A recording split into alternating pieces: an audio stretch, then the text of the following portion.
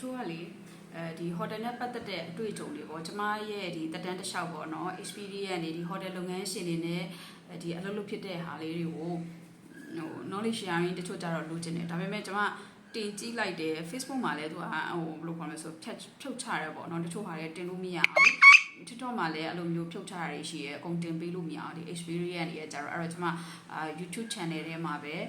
ကျမတို့ blog လေးတွေနဲ့ video လေးတွေ experience လေးတွေကျမကိုယ်တိုင်ကြုံတွေ့ခဲ့ရတဲ့အတွေ့အကြုံလေးတွေဒါလေးတွေနောက်တစ်ခုကကျတော့ကျမတို့ဆရာမတွေပေါ့နော်အကုန်လုံးစုပြီးတော့ consulting group ကနေပြီးတော့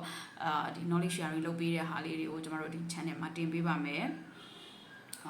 Facebook မှာတော့တင်လို့ရတဲ့ဟာတွေကတော့တင်ပါတယ်ဒါပေမဲ့အကုန်လုံးကတင်လို့မရအောင်တင်ခွင့်မရှိဘူးပေါ့နော် TikTok မှာလည်းအဲ့လိုမျိုးတစ်ခါလေးကြာအဲ့လိုပြောတာလေးတွေတင်တာလေးတွေရှိ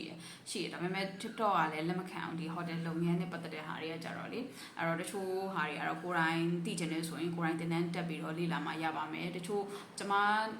အတွေ့အကြုံကို experience knowledge sharing လုပ်ပေးရမယ့်ဟာလေးတွေလုပ်လို့ရတဲ့ဟာလေးကြားလဲကျွန်မတင်ပေးတယ်ဒါပေမဲ့ကျွန်မ YouTube မှာပဲနောက်ပိုင်းတင်ဖို့ပေါ့နော်ဒါအောင်ဆုံးဖြတ်လိုက်တယ်ဘာလို့လဲဆိုတော့အမြဲတမ်းလဲ memory အဖြစ်ရှိစေခြင်းနဲ့ခြားသူတွေလိုအပ်တယ်ဆိုလို့ရှိရင်လည်းဟိုကပေါ့နော်ဝင်ရောက်လေးလာလို့ရအောင်ရနောက်တစ်ချက်ကကိုလုပ်ခဲ့တဲ့လုပ်ငန်းပေါ်မှာလည်းမှတ်တိုင်လေးတစ်ခုဖြစ်ခြင်းနဲ့ကိုအချိန်လေးပေးဆက်ခဲ့ရတာတွေကိုယ့်ရဲ့လုပ်ငန်းအတွေ့အကြုံတွေ experience တွေကိုယ့်ရဲ့ကုန်ချမ်းတွေကိုဒီလုပ်ငန်းတွေလုပ်လို့ဒီလုပ်ငန်းပေါ်မှာအောင်မြင်လာတာလေးတွေဒါလေးတွေကိုကျွန်မ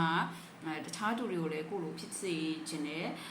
ကိုလိုဝါသနာပါတဲ့သူတွေရှိမယ်ဆိုရင်လည်းကျွန်မဒီ experience လေးတွေကိုမျှဝေတယ်ဆိုရင်လည်းမျှဝေရကြိုးနှက်တယ်တခြားသူအတွက်တကယ်အသုံးဝင်နေဆိုရင်တကယ်မျှဝေပေးခြင်းတယ်ဘာလို့လဲဆိုတော့ဒီပညာရဲ့တစ်ခုဆိုတာကကိုတယောက်တည်းပဲသိတယ်ကိုတယောက်တည်းပဲတက်တယ်ဟိုပေါ့နော်ငါတယောက်တည်းပဲအောင်မြင်တယ်ငါတယောက်တည်းပဲသိတယ်တချို့လူတွေမှာကြတော့ကိုတက်ထားတဲ့ပညာကို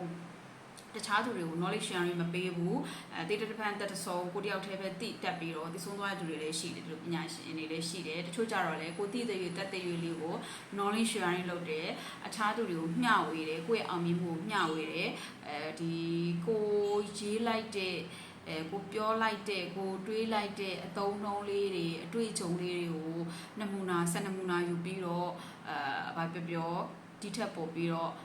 အောင်မြင်လုပ်သွားနိုင်တဲ့သူတွေရှိတယ်ဒီထက်ပိုပြီးတော့ကိုယ့်ရဲ့အတွေ့အကြုံတွေကို base လုပ်ပြီးတော့အောင်မြင်လုပ်သွားနိုင်တဲ့သူတွေရှိတယ်ဆိုရင်ကိုယ့်အတွက်လည်းတကယ်လည်းအကျိုးဖြစ်တယ်ကုသိုလ်လည်းရတယ်ပေါ့နော်ပညာကိုကျမတို့က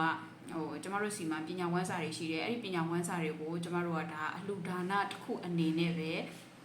မျှဝေတာပေါ့နော်ဒါကြောင့်မလို့ကျမအဲ့ဒီဟာကိုကြည့်ရွယ်ပြီးတော့ဒီ YouTube channel လေးကိုထောင်လိုက်တာပါ